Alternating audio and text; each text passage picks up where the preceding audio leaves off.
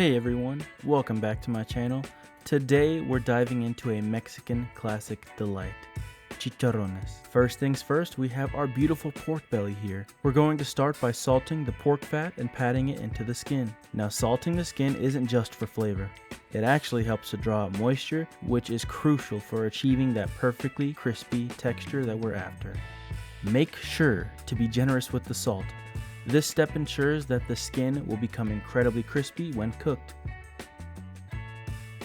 The salt is a tool that draws out moisture from the pork skin, which is essential because moisture is the enemy of crispiness. By removing it, we set ourselves up for that delightful crunch. Once that's done, we'll refrigerate this for 4 to 5 hours. If you can do it overnight, that would be a lot better.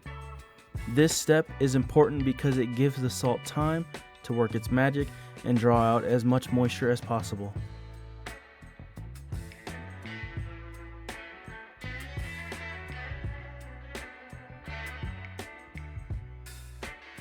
Comparing the before and after, you can see that the salt definitely did do its job by extracting the moisture from the fat, so that way whenever we get to the frying part of this video, we will obtain a crispier and more golden crust. Alright, our pork belly has been chilling for a few hours. Next, we'll wipe off the excess salt. Place the pork belly in an oven at 275 degrees and let it cook for about 5 hours. So why such a low temperature for so long? Slow roasting at a low temperature allows the fat to render out slowly and the meat to become tender without drying out. While our pork belly is in the oven, let's move on to the guacamole. Fresh, creamy guacamole is the perfect pairing for our chicharrones. In a food processor, we add avocados, tomatoes, and garlic. Today I'm using elephant garlic. Elephant garlic isn't actually a true garlic. It's more closely related to leeks, and it has a milder flavor. We're going to blend these for a few minutes until smooth. The initial blend ensures that the garlic and tomatoes are fully incorporated into the creamy avocado. Next, we're going to add some onion and fresh cilantro. Blend again for just a few seconds to mix everything together, but still keep some texture. Onions add a nice crunch and bite, while cilantro brings a burst of fresh, herbaceous flavor. And finally, we add lime juice and season with salt and pepper to taste. The lime juice not only adds a tangy flavor, but also helps to keep the guacamole green by slowing down oxidation. Our pork belly is ready. After cooling in the fridge, it's time to slice into thick pieces, and then once we're done with that, we're going to cut those pieces in half to make sure we have enough room in our pot.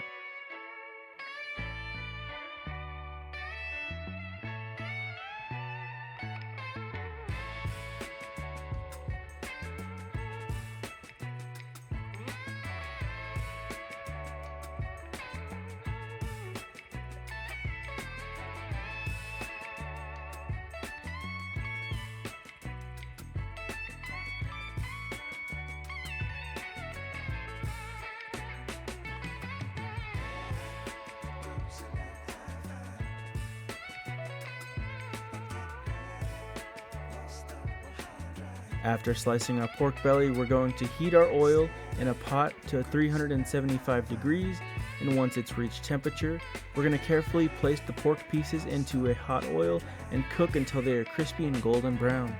The high heat frying will give us that satisfying crunch that we're looking for.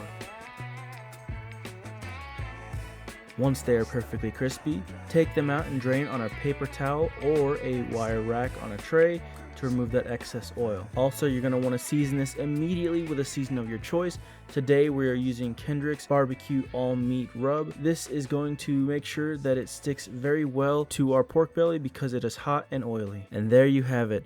Crispy, delicious chicharrones paired with fresh guacamole. Perfect for a meal or a side to go along with your favorite Mexican dishes. And I have to say that it was absolutely amazing. The pork was crispy, it was very tender, and the guacamole paired very nicely because the pork belly is full of fat, but the acidity from the lime and the guacamole cut through that fat, making it absolutely delicious. It was so amazing that my family wanted to give it a try as well, and as you can see by the expressions on their face, they weren't paid for this. Everything is genuine, and they loved every bite of it. And whenever I cook for them, it's an absolute treat, and they treat me like I'm Chef Gordon Ramsay around here, and they just love everything that I do whenever it comes to the kitchen. But anyways, guys, if you liked this video, please leave a like down below, subscribe to the channel, and get that bell on right here. I'm going to put it right there so that way you can get notified anytime that I post a video. But again, guys, thank you, and I will see you guys in the next one.